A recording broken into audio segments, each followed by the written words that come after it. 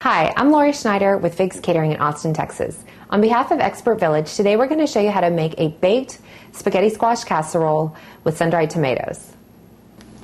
And as we add that, I'm going to add about a half a cup of almond slivers. And again, this is going to help with our nutty flavor and just give it a unique crunch. We're just going to mix this all up and let it toast.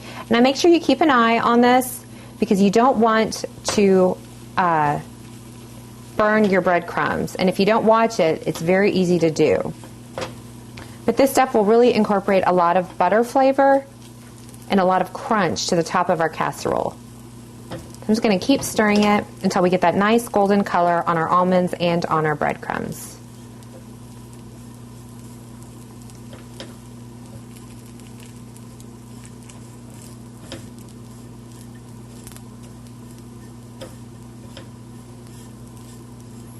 So as you can see, our breadcrumbs are turning a nice light brown color. And I'm not going to brown them all the way through because it's going to bake a little bit more in the oven, so I don't want them to overcook. So I'm going to do them about halfway.